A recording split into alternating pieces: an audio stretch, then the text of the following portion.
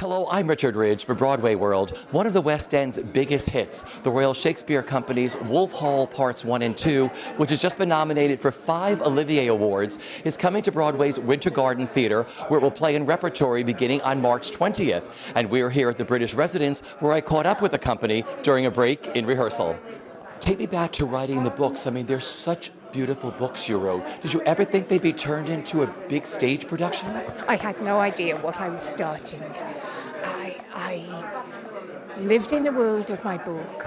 I had modest expectations.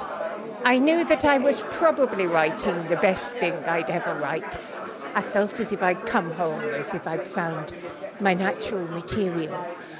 But what has happened subsequently has been pure magic. And I could never have dreamt of being here. So when the Royal Shakespeare Company came to, what was that whole process like, working on this, turning this into a stage production? You've had the best time doing this, haven't you? Oh, I have. I mean, an explosion of creativity and co-imagining.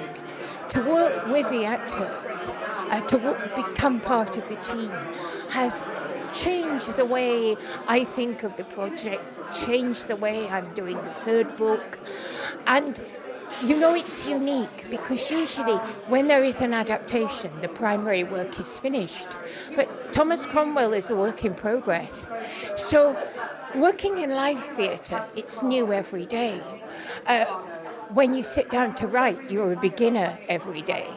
And I have been finding how the two practices mesh, how they help each other out.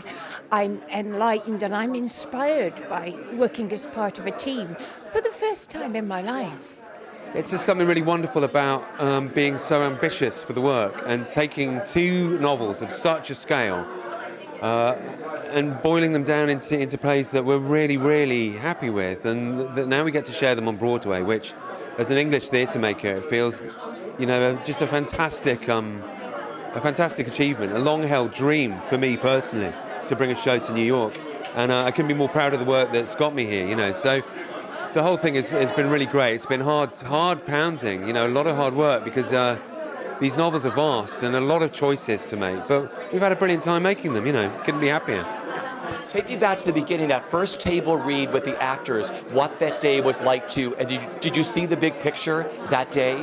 I suppose so. I mean, what you've got is a central character in Thomas Cromwell around which you can create 2 fantastic shows, because his motivations are so opaque. He's such an enigma that'll just keep that storyline really fresh. And then it's about what to include, what's important, what's an audience, what do they need to understand in order to engage with the man? How do you not overplay it so that you reduce him or that you over-explain his motivations in a way that Hilary is at pains not to do in the novel? So it's a kind of constant. You've got the plays, you've got the novel, you've got the historical records, and you've got what's happening between us all in the rehearsal room. So it feels like a sort of multi-dimensional project, much more complex and layered than delivering the text of an existent play. Take me back to the beginning. I mean, you did this in London. Yes. Give me your history with the piece. So I was, cast right at the beginning when we did it at the RSC in Stratford-upon-Avon. So when we first got these scripts, they were 4 hours long each, these huge mammoth plays. So we had to kind of tear them apart and kind of choose which bits of the stories we needed to tell. And every time we've done it to the West End and here, we've tightened them up and kind of get those cogs all kind of shiny and new. So yeah, it's in really good condition and it's going to be the best it's ever been here. Talk about who you play. I play Jane Seymour, so the third wife, who is the lady in waiting to both Anne and Catherine. So she's seen the court, she sees how it works, and then she's kind of suddenly thrust into the spotlight with Henry, and see how she copes with it. Did you know the whole Tudor story before starting all of this? To be honest, I didn't know that much.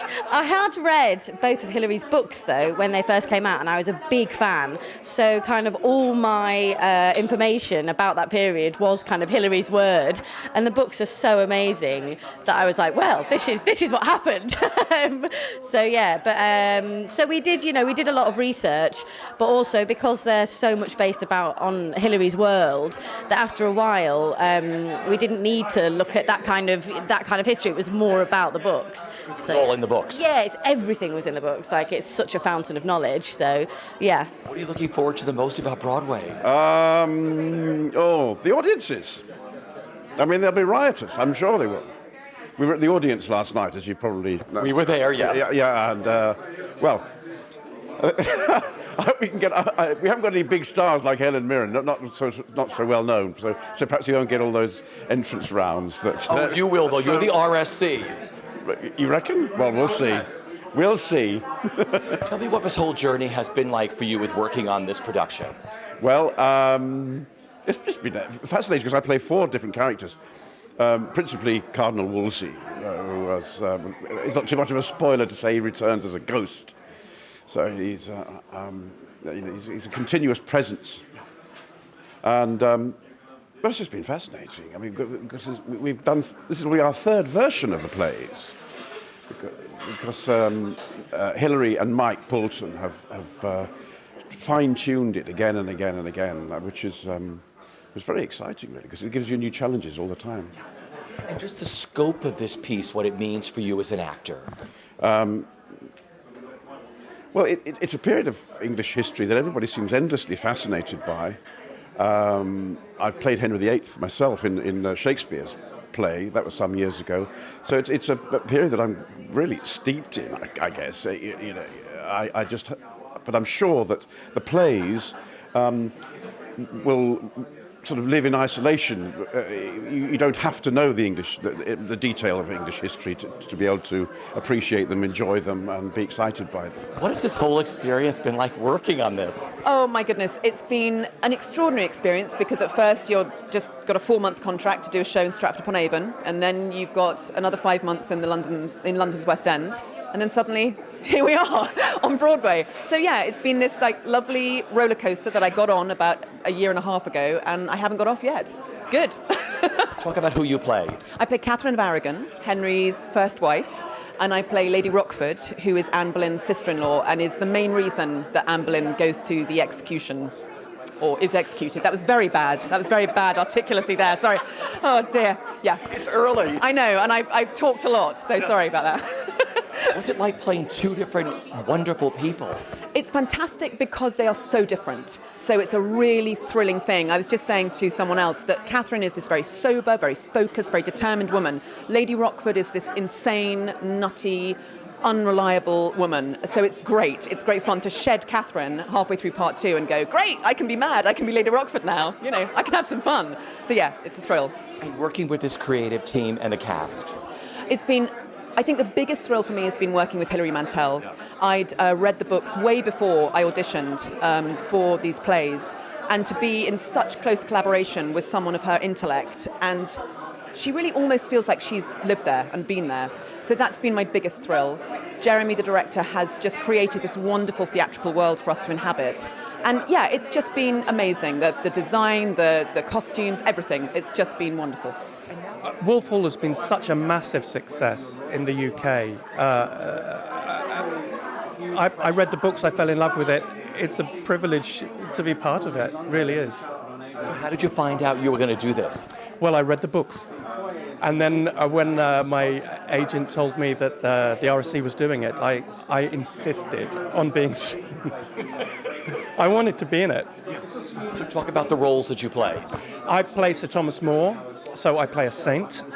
And this is quite a controversial take on the character that previously has been considered seen in a much more benign way. But Hilary's take on Thomas More is darker. So your research was primarily all done in her books?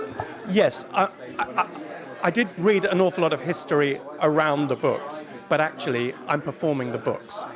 So it's important to work from the material I'm given and the script, of course. So I managed to read a lot about the subject, but essentially we're doing Hillary's book, yeah. It's so epic. What it's been like doing this, working with the RSC, the huge company, what that's been like for you. Well, it keeps going. It's the gift that keeps giving. We started at the RSC in Stratford, and then we went to the West End, and now we're here in Broadway. And Hilary says she's writing the third of the trilogy. So, it may go on yet. And when did you all arrive in New York? When did you get here? Just a couple of days ago. We came on Saturday. What's it been like for you? Well, we've hit the ground running, as you can see. So, yeah, it's Have you been to the theater yet? Have you seen the Winter Garden? No, we're not allowed. We're going tomorrow, and we start work. Is it all surreal for you? Tell me what's going through your mind. Yeah, it's really surreal.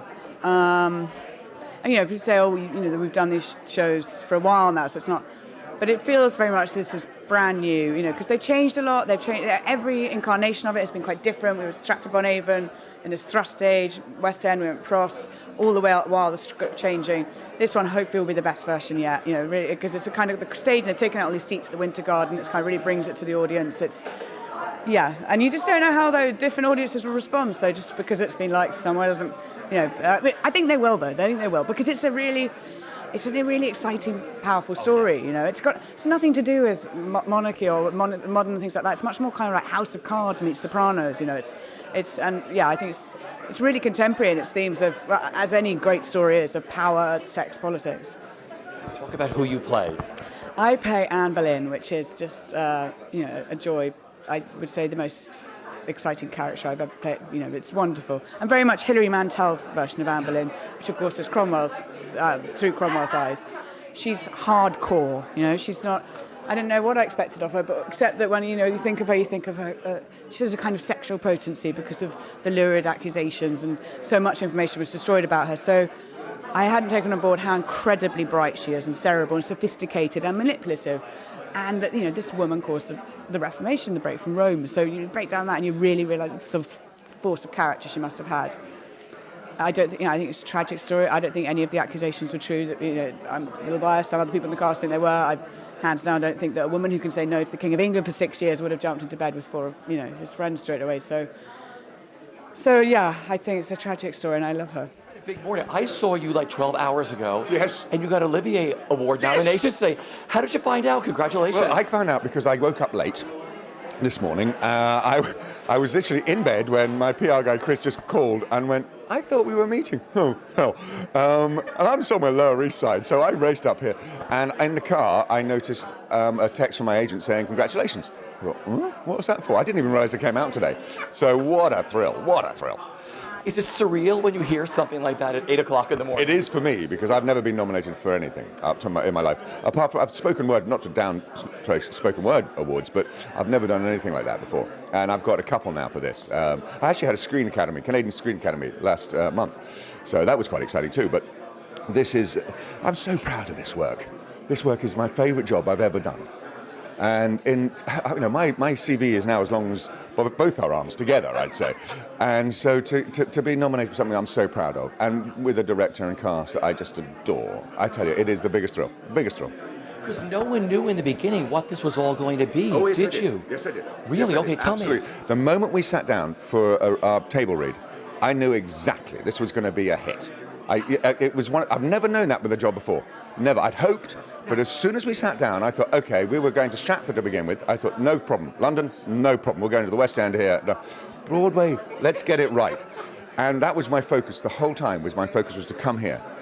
And we are here. And so, yeah, I am really thrilled. I mean, coming here is as big as anything could possibly be, as far as I'm concerned. And if we'd started here, going to the West End would be as big. So, they're parallel worlds. But, this is such a buzz. Let's talk about the role. What's it like playing Henry VIII? I get away with all sorts of nonsense. I really do. Just being late today, I was coming up in the lift and people saying, it's all right, you're Henry VIII. I was like, fantastic. I get away with anything. And there's a dance at the beginning of it. And every now and then, I maybe do the wrong step. And people go, it's all right, don't worry, you're Henry VIII. I go, this is fantastic.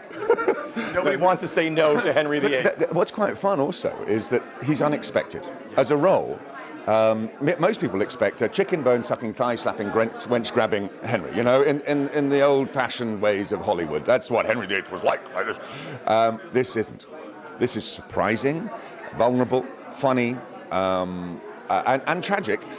You know, he does lop off his wife's heads, it's true, but, you know, not in an aggressive way. What can I say? He needed a son. And as far as he's concerned, that's the most important thing. He needs the line to continue. Because, not just because he wanted the Tudors to go on, because he wanted stability in the nation. And without stability, there'll be civil war. In fact, I've added a line into the play. I haven't asked Hilary yet, but I've added a line into the play which says, just with the headline, Civil War, because it was a nightmare. Years before that, 30,000 people, 40,000 people died in one day fighting. He couldn't do that anymore. He thought, this is not right. We need peace. So whether it was him who needed a son or that's what he wanted. He wanted stability.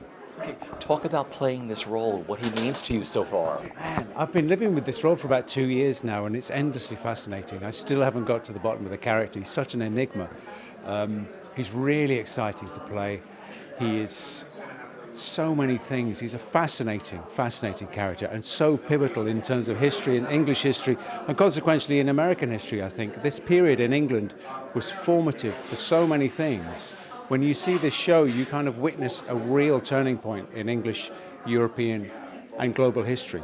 But not only that, it's such a terrific story, and Hilary Mantel has just done an amazing job with the novels, and now dramatising the plays with Mike Poulton.